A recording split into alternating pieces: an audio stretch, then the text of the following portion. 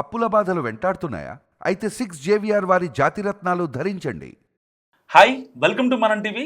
నేను మీ మనోజ్. నిజంగా credit card మోసాలు ఎంత దారుణంగా చేస్తున్నారంటే ఒక ముఠ చాలా దారుణంగా చేస్తుంది. ఒక పెద్ద ఆయనకి ఫోన్ చేసి ఆయన ఆల్రెడీ క్రెడిట్ కార్డ్ హోల్డర్, ఎప్పటి నుంచో యూజ్ చేస్తున్నారు, ఒక 5 years నుంచి. సో మీ క్రెడిట్ కార్డ్ లిమిట్ ఎన్హాన్స్ చేస్తామని చెప్పి కాల్ చేశారంట. నిజంగా ఆన్లైన్లో మన డీటెయిల్స్ కానీ లేకపోతే మన ఏమీ ఇవ్వకుండా పాన్ కార్డ్ కానీ లేకపోతే మన రీసెంట్ శాలరీ స్లిప్స్ కానీ అలాంటి ఏమీ ఇవ్వకుండా ఒక క్రెడిట్ కార్డు లిమిట్ ఎన్హాన్స్ చేయడం అంటే పెంచడం అనేది నిజంగా చాలా కష్టం. సో అలాంటిది ఎటువంటి నాలెడ్జ్ లేని ఈ పెద్దవాళ్ళు ఎవరైతే ఉంటారో అంకుల్స్కి వాళ్ళని టార్గెట్ చేసుకొని సో వాళ్ళకి ఫోన్ చేసి మీ లిమిట్ మేము ఫోన్లోనే ఇంక్రీజ్ చేస్తామంటూ మాట్లాడి సో ఫైనల్గా ఆయన అకౌంట్లోనే డబ్బులు కాజేశారు. నిజంగా ఎంత దారుణం అంటే ఇది ఎట్లా అంటే అంటే ఏదో ఒక స్కామ్ చేసి డబ్బులు సంపాదించాలి, ఈజీ వేలో మనీ సంపాదించాలంటే ఏం చేయాలి? ఎవరో కాదు. ఇప్పుడు సపోజ్ ఫర్ ఎగ్జాంపుల్ ఒక కాలనీలో ఒక అంకుల్ దగ్గర గట్టి డబ్బులు ఉన్నాయనుకోండి, ఆ ఏరియాలో లొకాలిటీలో ఎవరైతే ఉంటారో చిల్లర పొలక తిరిగే వాళ్ళు లేకపోతే దుబారా ఖర్చుల కోసం డబ్బులు లేని వాళ్ళే చేస్తారు ఇలాంటి పనులు.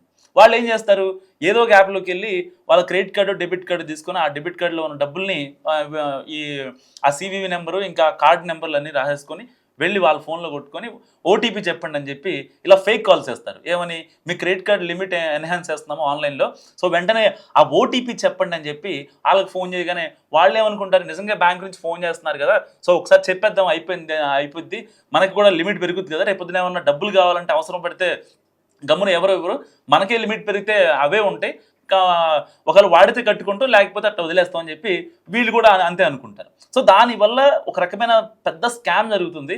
సో ఇప్పటికైనా చాలామంది గమనించండి, ఎవరన్నా క్రెడిట్ కార్డ్ ఇప్పిస్తాము, ఇక్కడ క్రెడిట్ కార్డ్ ఇప్పిస్తాము అని చెప్పి మీకు ఆన్లైన్లో ఫోన్ చేసి అడిగినా సరే స్కామే. ఎందుకంటే ఒక బ్యాంక్ పర్సనో లేకపోతే ఆ DSA సంబంధించిన ఒక ఎవరైనా క్లర్క్ వచ్చి మాట్లాడితే తప్ప మీరు ఫిజికల్గా డాక్యుమెంట్స్ ఇవ్వాలి తప్ప ఆన్లైన్లో మీ ఆధార్ కార్డు కావచ్చు, పాన్ కార్డు కావచ్చు, ఇంకా శాలరీ స్టేట్మెంట్ కావచ్చు, శాలరీ పే స్లిప్లు కావచ్చు, ఇలాంటివి మీరు ఆన్లైన్లో పంపించడం లైక్ ఫేస్బుక్ ఆర్ మెయిల్ పంపించడం కూడా చాలా పెద్ద క్రైమ్. ఎందుకంటే ఒకవేళ అక్కడ వాళ్ళు మిస్యూజ్ చేయగలిగితే మీ పేరు మీద లక్షల లోన్ కూడా తీసుకునే అవకాశం ఉంది. పొరపాటున మీకు శాలరీ తక్కువ ఉన్నా సరే సిబిల్ ఎక్కువ ఉంటే చిన్న ప్రైవేట్ కంపెనీలు ఏవైతే ఉంటాయో వాళ్ళు డబ్బులు ఇవ్వడానికి సిద్ధంగా ఉంటారు. సో సిబిల్ అనేది చాలా ముఖ్యం కాబట్టి సో చాలా జాగ్రత్తగా ఉండాలి క్రెడిట్ స్కోర్ విషయంలో.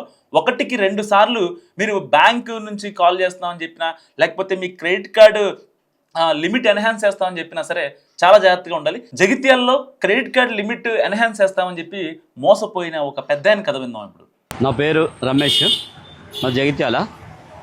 అదే నేను క్రెడిట్ కార్డు వాడుతున్నాను. ఆర్బిఎల్ కార్డు ఉన్నది నా దగ్గర. అయితే ఆర్బిఎల్ కార్డు 41,000 లిమిట్ ఉన్నది. దానికి మన ఇంక్రీజ్ చేస్తా అని చెప్పి కాల్ చేసిర్రు. కాల్ చేస్తే సరే అని చెప్పి నేను అన్నాక ఒక యాప్ పంపించిండు, ఓపెన్ చేయమన్నాడు. అది ఓపెన్ చేసిన తర్వాత 41,000 అది ట్రాన్స్ఫర్ చేసుకున్నాడు. అది ఎవరో తెలియదు. 41,000 క్రైమ్ జరిగింది. పోలీస్ స్టేషన్కి వచ్చిన కంప్లైంట్ చేయడానికి, పోలీస్ స్టేషన్కి వచ్చిన కంప్లైంట్ చేయడం.